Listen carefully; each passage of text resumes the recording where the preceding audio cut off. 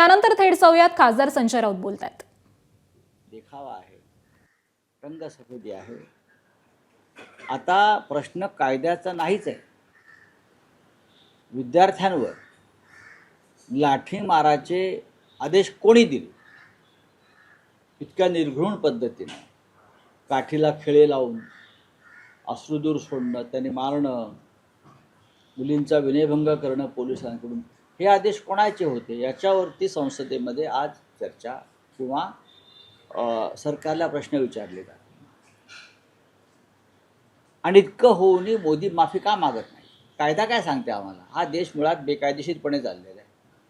कोणत्या कायद्यानं गौतम अडाणी यांना एवढी प्रॉपर्टी, देशाची सार्वजनिक संपत्ती त्यांच्या घशामध्ये घातली? कोणत्या कायद्याने घातली? या देशातल्या सगळ्या विद्यापीठांचे कुलगुरू हे सरकारनं नेमलेले नसून हे राष्ट्रीय स्वयंसेवक संघाने नेमलेले आहेत. अशा कुलगुरूंच्या नेतृत्वाखाली शिक्षणाला कोणतं तेज आणि झळाळी प्राप्त होणार? मुळात मोदी सरकारने जाहीर करा.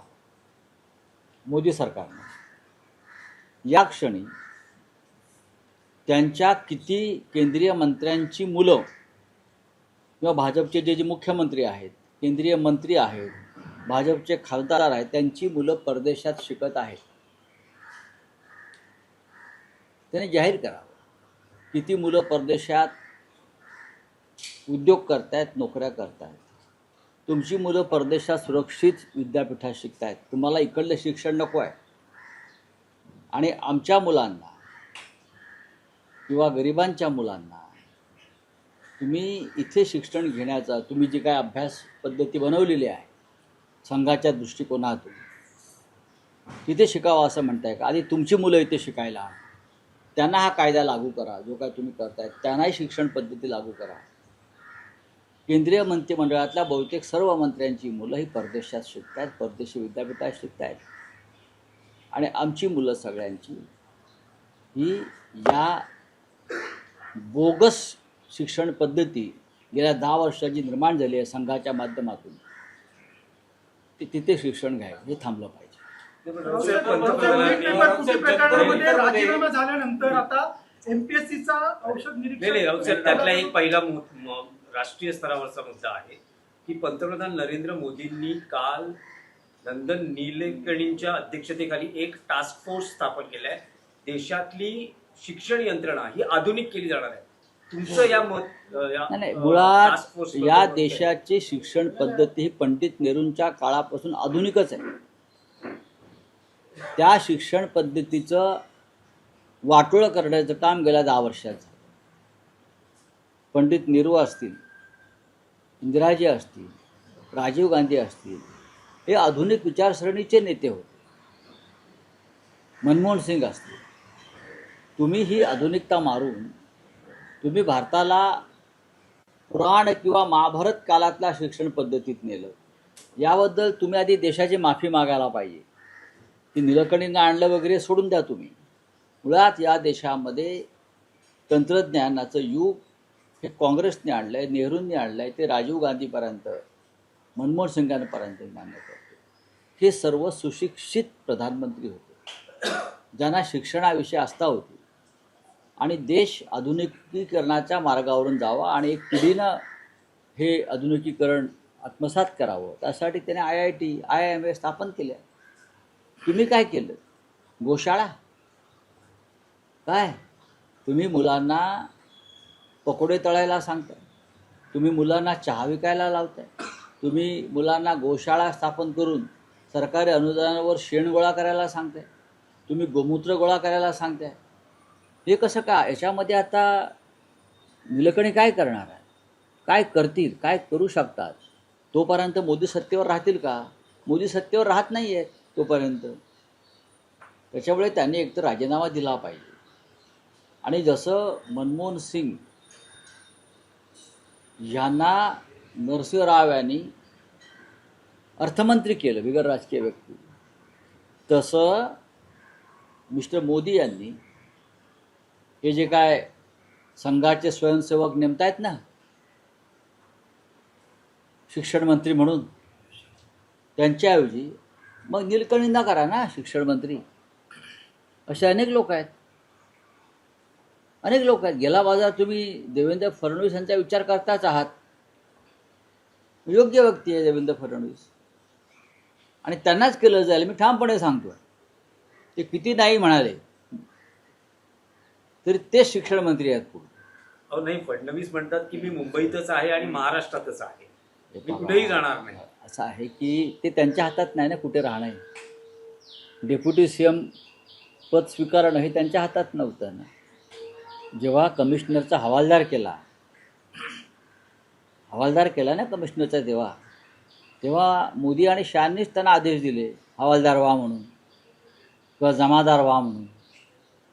त्याच्यामुळे त्यांच्या हातातच नाही आहे ते. भारतीय जनता पक्षात स्वाभिमान किंवा मेरिट आहे कुठे. पण या देशाचा शिक्षण मंत्री जर मेरिटवर करायचा असेल तर मोदींच्या मनामध्ये या क्षणी देवेंद्र फडणवीस यांचंच नाव चालू आहे. आम्ही मनकवडे आहोत असं समजा.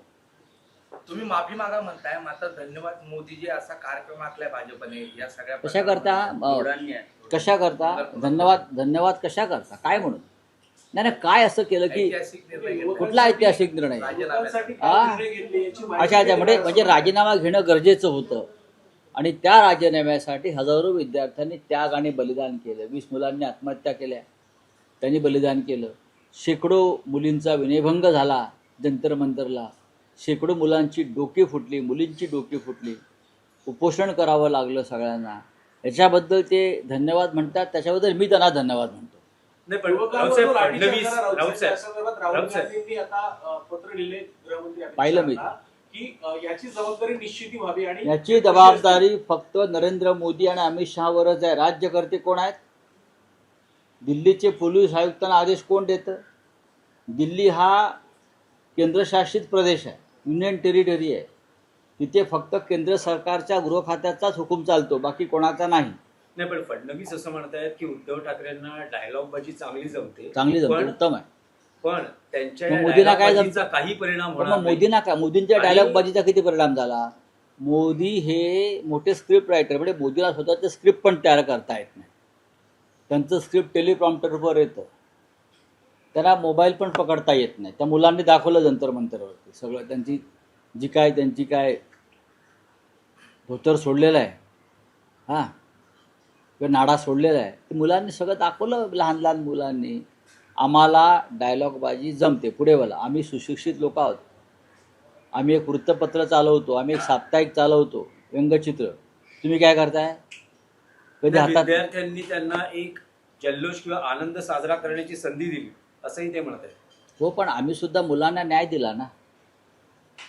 जल्लोष मुलंही करतात, आम्ही करतोय. तुम्ही मुलांची डोकी फोडलीत, तुम्ही मुलींचे कपडे फाडलेत. संस्कारातला फरक आहे त्यांच्यातल्या आणि आमच्यात. तुम्ही मुलींचे कपडे फाडलेत भर रस्त्यावर, वस्त्रहरण, द्रौपदीचं, बहिणींचं, लाडक्या बहिणींचं. तुम्ही मुलांची डोकी फोडलीत, तुम्ही मुलांचं अन्नपाणी बंद केलं, बरोबर. तुम्ही मुलांना तुरुंगात टाकलं. आम्ही मुलांच्या बरोबर जल्लोषात सामील झालो. ही मुलं तुम्हाला जल्लोषात सामील करून घेतील का? नाही, अजिबात नाही. जाऊन बघा जंतर मंतरला अजून काय चाललंय ते. पण एकनाथ शिंदे असं म्हणत आहे की जो काही हा विजयोत्सव किंवा जल्लोष साजरा झाला, बेगानी शादी में अब्दुल्ला दिवाना. ठीक आहे, आम्ही बेगाने शादीमधले अब्दुल्ले असू. तुम्ही कुठे आहात? तुमचा संबंध काय? तुमच्या दाढीला जंतर मंतरच्या पोराने आग लावली. दाढी अजून जळते आहे तुमची. धूर येतोय बघा. धूर वरून पण येतोय, खालून पण येतोय. गप्प राहा जरा आता. फार बेअब्रू झाली आहे तुमची.